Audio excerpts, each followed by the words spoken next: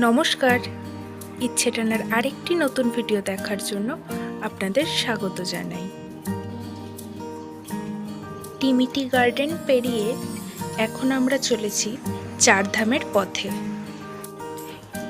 টিমিটি garden থেকে নামচির দূরত্ব ওই মোটামুটি 20 কিলোমিটারের মতো।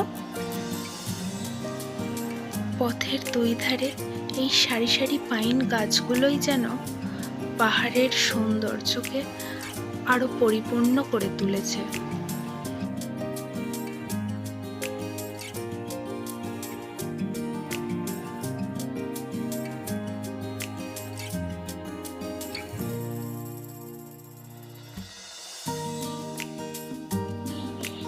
বেশ খানিকটা পথ চলার পর আমরা কিছুটা সময় রাস্তার ধারে দাঁড়িয়ে একটু বিশ্রাম নিয়েছিলাম।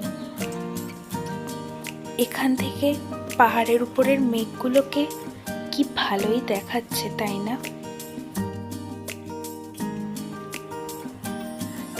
এই পতাকাগুলোকে দেখে মনে হচ্ছে প্রায় আমরা চারধামের কাছাকাছি এসেই পড়েছি।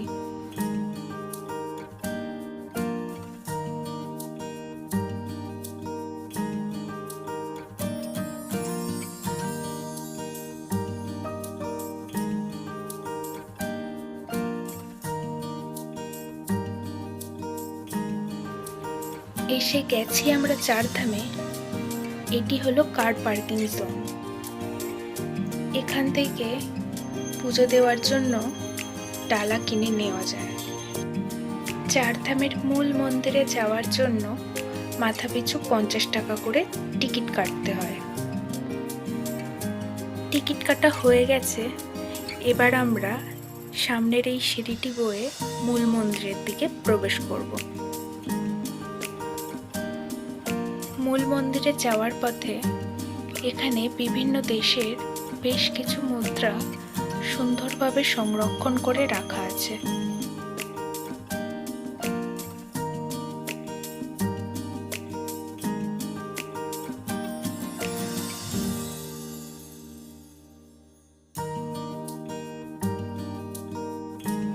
চলুন তবে এবার মূল মন্দিরের দিকে যাওয়া যাক।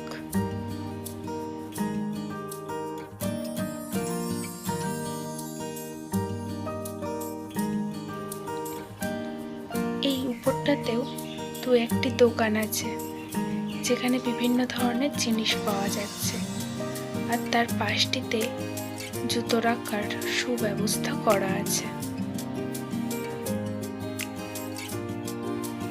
চারিপাশটা সবুজ গাছপালা দিয়ে সুন্দরভাবে সুসজ্জিত করে তোলা।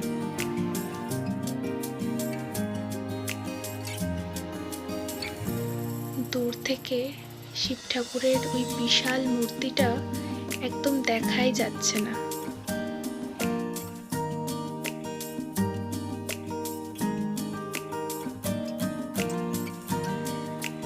এক মুহূর্তে মেঘে ঢেকে দিচ্ছে, আবার এক মুহূর্তেই মেঘ সরে যাচ্ছে।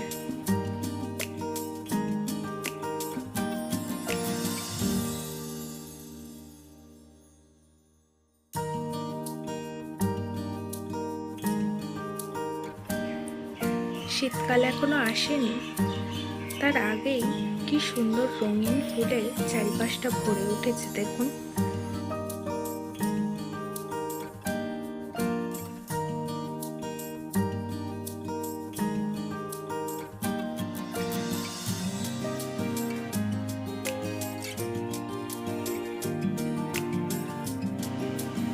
শিব ঠাকুরের মূর্তিটা থেকে বেশ অনেকটাই মেঘটা সরে গিয়েছে, মূর্তিটাকে আরো স্পষ্টভাবে দেখা যাচ্ছে।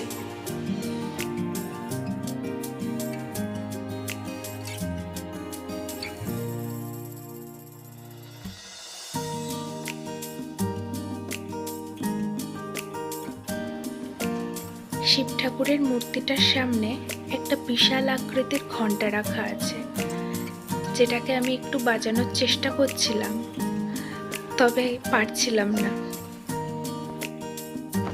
যাচ্ছি এবার মূল মন্দিরটার দিকে। এই যে ডান দিকে নন্দীজি বসে আছেন।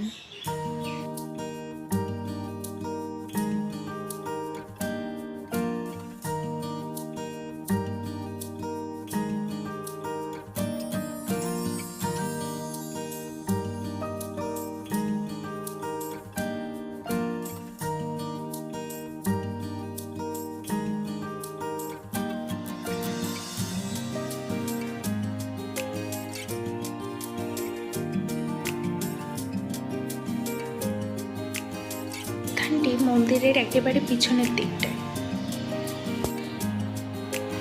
এখানে অপূর্ব সুন্দরভাবে মন্দিরের সারা দেওয়ালে বিভিন্ন পৌরাণিক কাহিনী চিত্রায়িত করা আছে।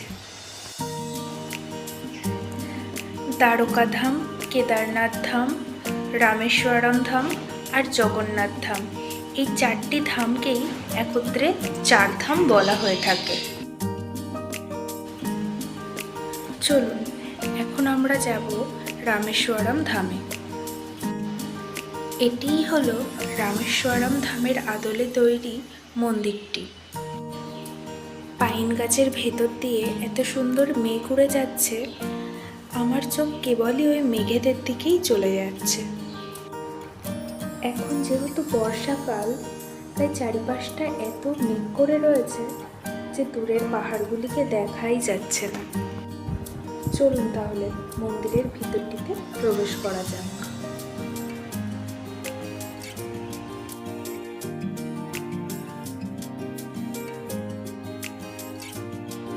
আর ওই যে ওই পাশে লাল রঙের মন্দিরটি দেখা যাচ্ছে, ওটি হলো জগন্নাথ ধাম।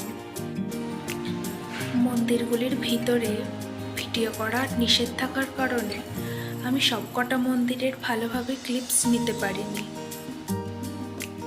এই জায়গাটিতে 4 ধামের পাশাপাশি 12টি জ্যোতির্লিঙ্গও আছে।